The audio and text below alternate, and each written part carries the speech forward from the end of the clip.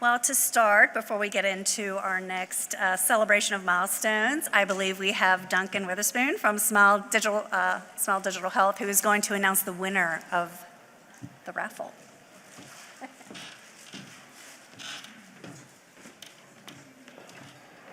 Hi, I'm Duncan Witherspoon, one of the founders and the CEO of Smile Digital Health. Before I announce the winner, I just want to take a second to talk about what we're doing here today, because it's near and dear to my heart. Smile, we believe in open standards and open approach. My co-founder wrote Happy Fire. Some of the team members we have are well established in clinical quality language and participate deeply in all of the standard sessions at HL7. I think it's really important for everybody here to think about the character of the information we're exchanging and why we're exchanging it. If you talk about making information available for patients or putting patients at the center of their care, consistency is really important. And I know we were talking on a bunch of times about the value prop of just getting the data out into people's hands because it's hard if you're in a rural setting. But I think the thrust has to be driven by the need we're all facing. And I think the need we're all facing is a cost concern. We've got issues associated with availability of resources in terms of clinicians and others. We've got issues associated with an ever-increasing set of technologies which develop and give value to healthcare. And we're not finding ways easily to replace all of the low-hanging fruit, it's the wrong word, all of the repeatable processes that have a long history associated with them at a rate which is making the sustainability possible. I think one of the things that everybody here has to focus on is thinking through how are we going to drive affordability and effectiveness together in ways that are meaningfully beneficial to patients. The way we're going to do it together is through normalization, semantic interoperability, and consistency of information. It doesn't have to be the same, but it has to be portable in a way that enables everybody who's delivering care to share in it. That's the goal that we have at Smile, and hopefully that's the goal that everybody else is sharing with us. I really believe in what Sequoia is up to. It's a fantastic organization. They've delivered great value over the years they've been in operation. And as we go forward, the idea of being able to find a common way for us to exchange information consistently through similar gateways is a very noble cause, and it's one we should approach with aggression and enthusiasm so we can get it done in a timely fashion. So with that, I would like to announce the winner. Now, my name is Duncan Witherspoon. I had nothing to do with this, but the winner is someone who's got an odd sonnance with my name, somebody named Justin Weatherford. So Justin Weatherford from United Health Group, you've won a set of AirPods. They'll be sent to you.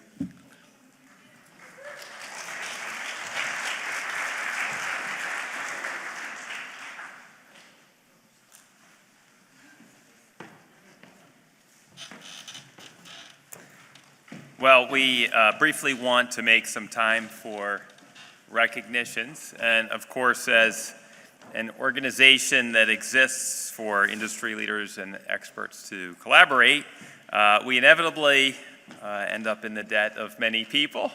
I think when Matt Eisenberg had his list of folks and so many stood up, it illustrated that fact. So we do want to specifically recognize the board of directors. So I'd ask if you are on the board, if you could stand. Do we have they are on screen? Would the board stand, please? Thank you.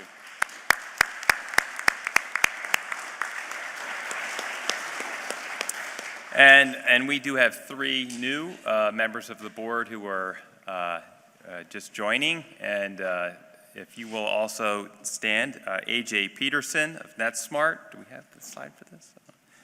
There we go. AJ, Lauren Ripplinger of AHIMA, and Zach Gillen of Kaiser Permanente. So thank you for serving and participating. As we think about the board, we do want to acknowledge that sadly this year we did lose a colleague and a longtime board member. In fact, the founding chair and longtime chair of the Sequoia Project, Michael Matthews. And Michael did more than anyone to launch this organization. And but he did a lot more in our industry to serve our industry than just Sequoia, I would say. And I remember traveling probably 17, 18 years ago down the first of actually many times that I went down to visit Michael in Richmond on that very slow train between DC and Richmond. And we went down just to learn what is this guy, Michael Matthews, has things working down in Richmond, and we wanted to learn from him. And he was just so entrepreneurial, but also mission-driven. And Michael was, many of you know him and can attest to this, he was an enabler of others. He helped others to do great work. And to me, he was a mentor, and a mentor in governance and otherwise. And for all of us, I believe he was the consummate leader. So we do want to acknowledge him. Mariann, I will let you make some reflections. Thank you. Michael Matthews was a great person. He was warm, genuine, and hilarious. His leadership style, I would say, was very unique. He was insightful, wise, very measured and inclusive. He led from behind, but he never left anyone else behind. And he was hopeful.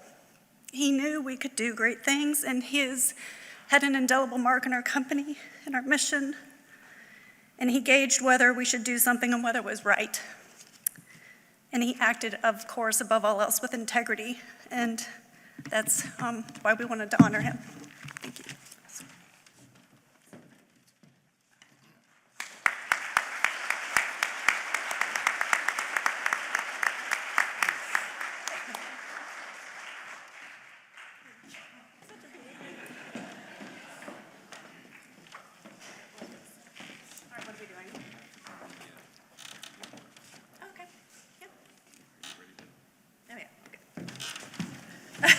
Recover quickly. So now what we want to do is also celebrate the incredible work that our groups have done this year. We do have QR codes that, if you want to learn more about their work, definitely scan that. Let's go first. I can't remember what the order is. There we go. First, I want to honor the Interoperability Matters Steering Committee. We have an incredibly engaged group. They contribute so much of their personal time and energy. If you all would please stand, we would love to acknowledge you and your incredible leadership.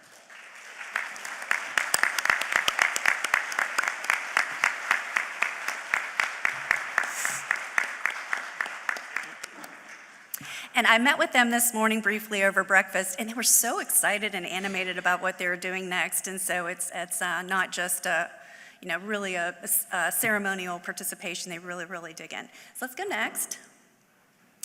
And so there are 3 work groups that have been really actively engaged working this year, more on the policy front. One is consumer engagement strategy. You heard from Anna McAllister earlier that they're developing a set of best practices and an implementation toolkit to make the consumer experience easier for them to access their records, and so we'll be publishing that soon for comment.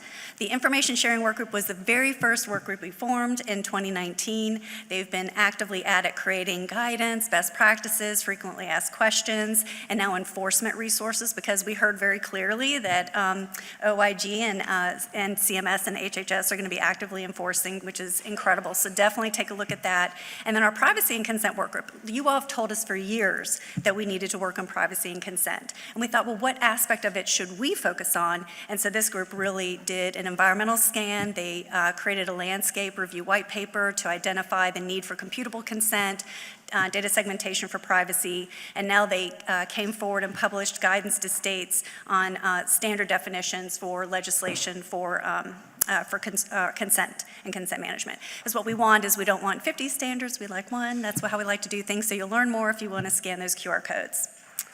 And if we want to go next, the newest work group we have is actually our pharmacy work group. This came about as a byproduct of one of these meetings. We had folks approach us and said, hey, we really believe that there are needs for interoperability in the pharmacy space, and so they got together and came up with use cases for pharmacy-based patient care. I heard that there was active debate during the unconference session, of course, great information shared in the panel.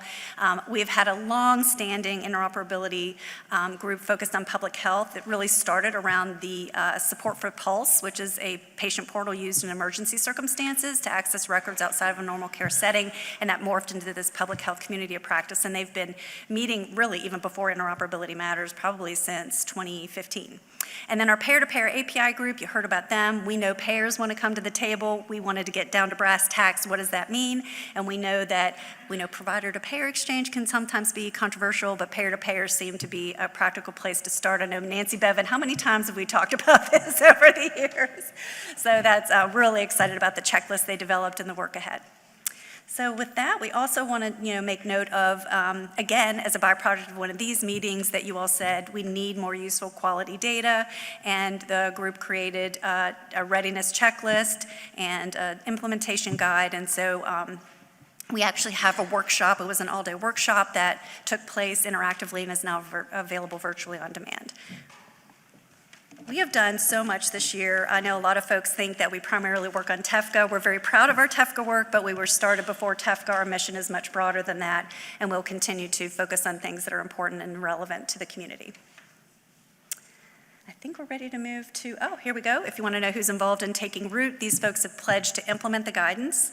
It's very incremental, it's very doable. A lot of the things that are popping up in interoperability day to day is problems often tied to the usability of the data or the lack of usability, and so we want to make strides there. And that was an area the board, Sequoia Project board said this might not be the most exciting thing to focus on, but it's needed. So that's for us then. We'll take that on.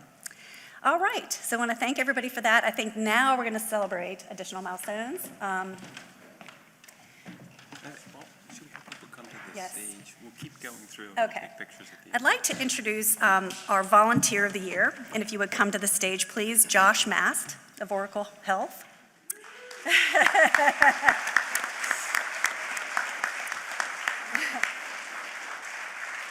Josh is a vital, thoughtful leader for our information sharing work group, co-chairing for the last 4 years. He has contributed just so very much in rolling up your sleeves work and to the many, many deliverables, which are not only foundational resources for industry, but guess what? ASTP really enjoys them too, because it gives them a lens into real world perspectives. And so that again is one of the aspects of our mission we appreciate, is we can do things to supplement and support our government partners. And while that is what he is most recognized for, Josh is what we call a baseball utility player. He is a current Sequoia board member. He is an Interoperability Matters co-chair. He is an expert presenter at so many of our meetings. And beyond this, Oracle Health is a valued sponsor of this meeting, a member of Sequoia, a Carequality connection, and now a designated TEFCA Q head. So he gets to wear all the badges on his, all the ribbons on his badge. And I know Tom Keene kind of spilled the beans on that announcement, but it was better him than me. All right. Next, I'd like to invite to the stage Nora Cox. Nora Cox is CEO of the eHealth Alliance. She has served as the co-chair of our public health work group for 5 years, and before that was instrumental in our Pulse endeavor.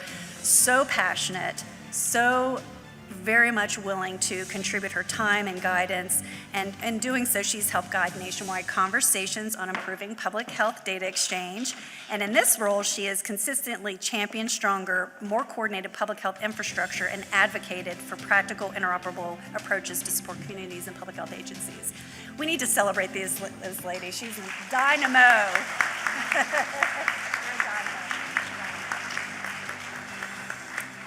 Next, I'm not sure if he's here, I haven't seen him, is Jamie Ferguson from Kaiser Permanente.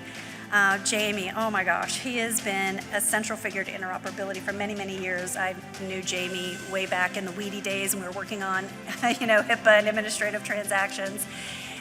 He was actually one of the first board members when our board was established in 2013, and since then he's been a super active leader. He's never said no to anything we've ever asked him to do. He's led the governance committee, he's engaged in a strategic planning committee, and he's also been an advisor to me. And I'll tell you, I lean on board members very, very much so. They're definitely trusted advisors. Jamie is going to be very sorely missed this year as he is retiring from the board. So we want to honor Jamie with a Lifetime Achievement Award. So I don't think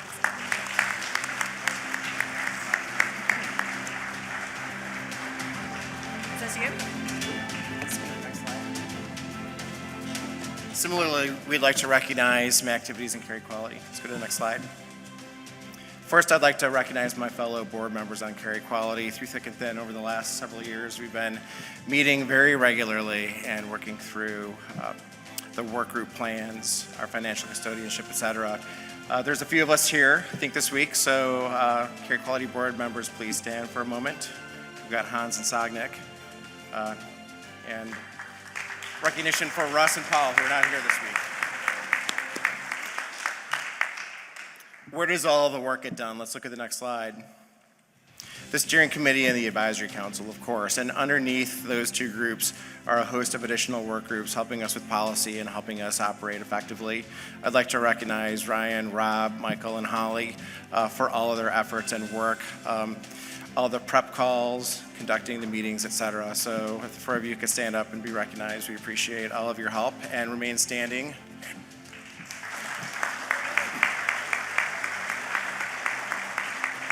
We'll go through the next two slides to get an idea as to the depth of talent that we have. So take a look at the next slide, please. These are the members of the steering committee for Carequality. If you're around here today, please stand, remain standing. And similarly,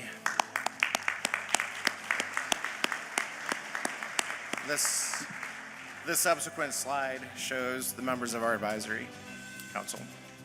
And please stand if you're here.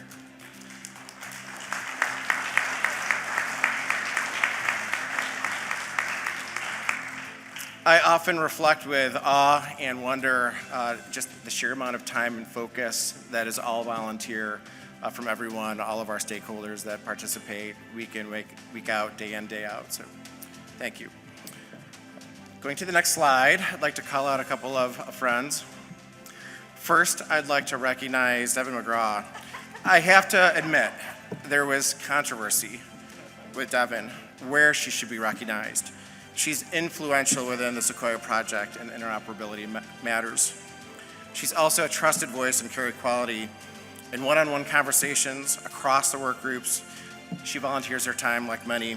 She's one who consistently helps the group move through thorny and tough topics. Please join me in recognizing our interoperability thought leader of the year, Devin.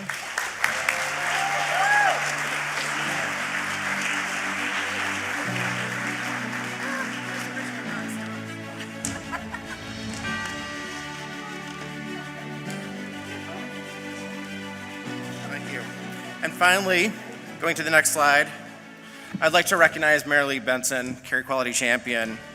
If you're lucky enough to be on Mary Lee's email distribution list, you're getting free world-class education on framework policies and the happenings across the industry.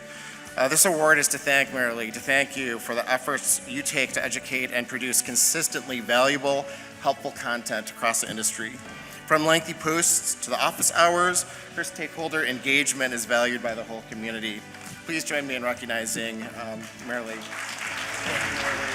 Really appreciate it.